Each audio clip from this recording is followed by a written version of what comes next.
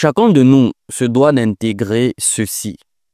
Peu importe notre niveau d'intelligence ou peu importe notre volonté de nous en sortir dans la vie. Dans la vidéo d'aujourd'hui, nous allons explorer les 5 autres questions à te poser pour retrouver une clarté mentale et une direction claire dans ta vie.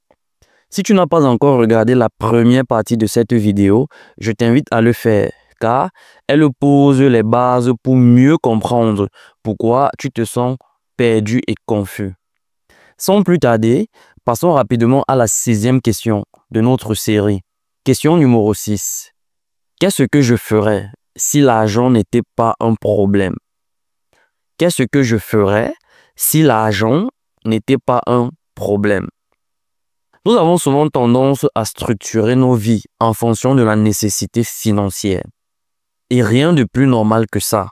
Mais le véritable problème, c'est que cette façon de vivre peut parfois nous pousser à faire des choix qui ne nous correspondent pas vraiment. Imagine un instant, l'argent n'est plus une contrainte dans ta vie. Plus besoin de travailler dur pour régler tes factures.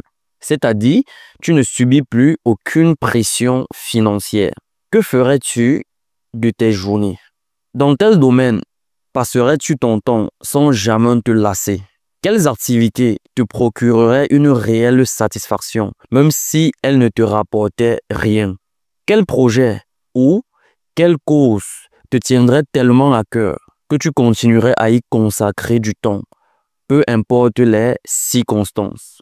En ce qui me concerne, moi, l'écriture, c'est ma passion. Et je peux écrire tous les jours de ma vie, même si cela ne m'apporte aucun centime.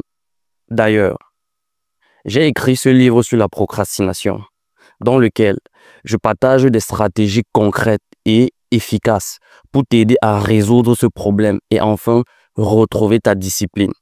Si cela t'intéresse, tu peux le découvrir sur Amazon. Le lien se trouve dans la description. Question numéro 7.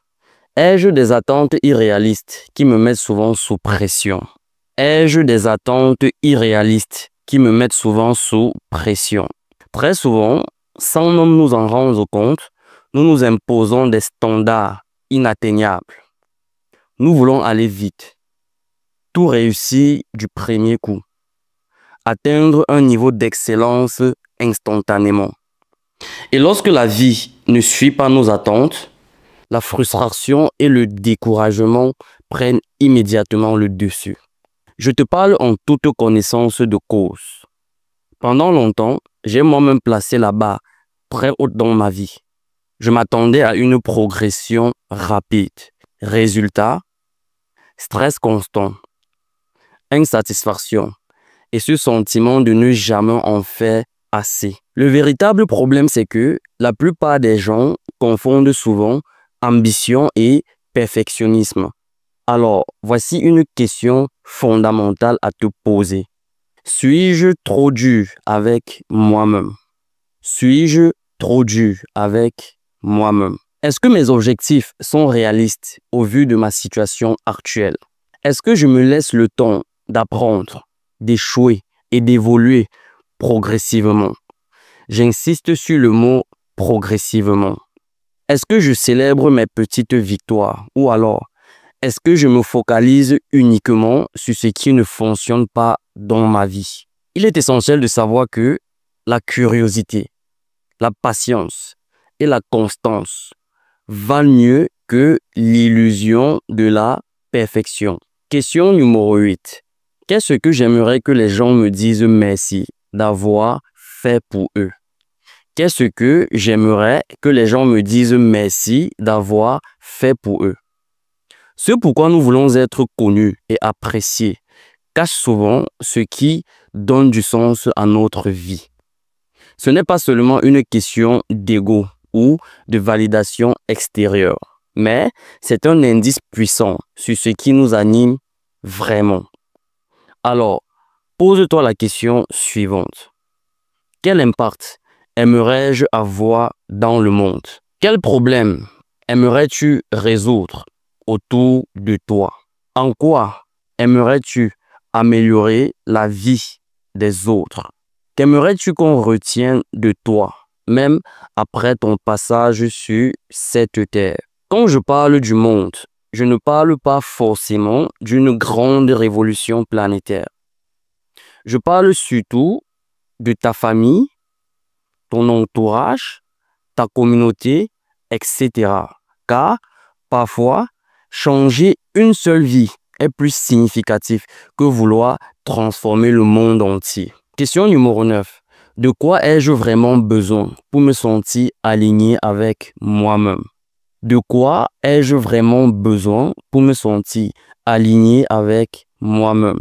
L'un des sentiments les plus frustrants dans la vie, c'est d'avoir l'impression de ne pas être à sa place, de vivre en décalage avec ce que l'on ressent au plus profond de soi.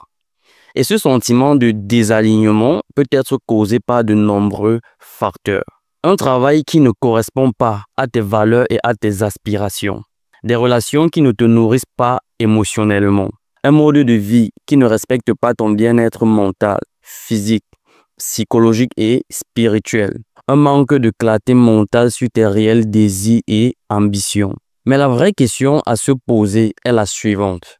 Qu'est-ce qui manque dans ma vie pour que je devienne pleinement la personne que je dois être?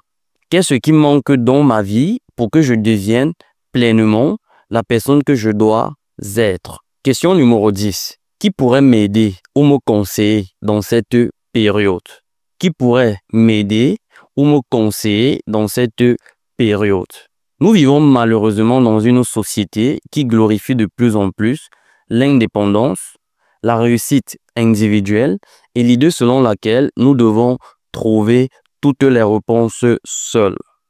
Pourtant, l'une des vérités les plus difficiles à accepter, c'est que personne ne peut réussir seul.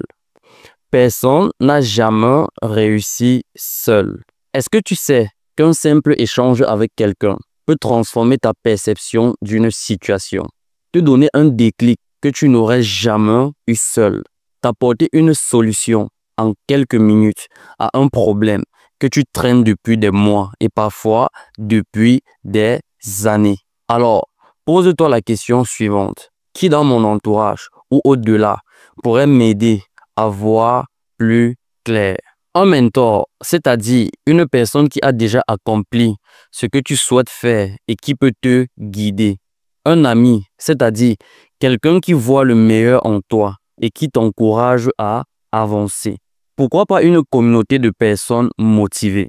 Nous devons comprendre qu'être entouré de gens qui partagent nos aspirations accélère notre évolution. Un livre, un podcast, une vidéo. Il est essentiel de comprendre que, parfois, l'inspiration ne vient pas directement d'une personne physique, une personne proche de nous, mais d'un contenu qui nous fait voir les choses différemment. Chacun de nous se doit d'intégrer ceci. Peu importe notre niveau d'intelligence ou peu importe notre volonté de nous en sortir dans la vie, il y aura toujours des angles morts dans notre réflexion. Parfois, nous sommes bloqués, non pas parce que nous manquons de compétences, mais simplement parce que nous manquons d'un regard et d'un jugement extérieur. C'est exactement pour cette raison que j'ai créé cette chaîne YouTube Loin Ensemble. Mon objectif n'est pas seulement d'atteindre la ligne d'arrivée, mais d'inviter un maximum de personnes à avancer avec moi, à courir avec moi, à briser l'isolement social et à se soutenir dans leurs différents projets et ambitions. Alors, regarde autour de toi. Qui pourrait être cette personne qui t'aide à voir plus clair? Qui pourrait être cette personne qui t'inspire, qui te conseille et t'écoute avec bienveillance? Cette vidéo était la deuxième partie sur les 10 questions à se poser pour retrouver une clarté mentale et une direction claire dans la vie. Ce qu'il faut retenir est le suivant. Se sentir perdu et confus n'est pas une fatalité. C'est une étape normale de la vie.